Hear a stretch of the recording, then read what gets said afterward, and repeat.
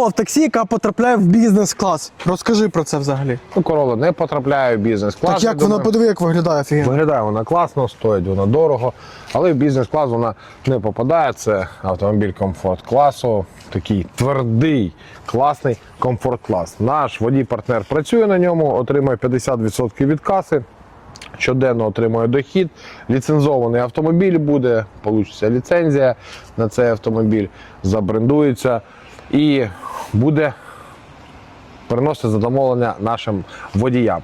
Ми знаходимося в 3 локаціях по Києву. Якщо вам незручно лівий берег, у нас є Оболонь і є ще Теремки. Теремки для тих, там, Голосіїво, я не знаю, там, Васильків, там, рядом Софіївська, Петропавлівська, Борщагівка. Тобто ми знаходимося на кільцевій у дорозі 1, метро, там буде знаходитися офіс. Також локація на Оболоні, є локація перезмінки. Для більш детальної інформації в шапці профілю номер телефону.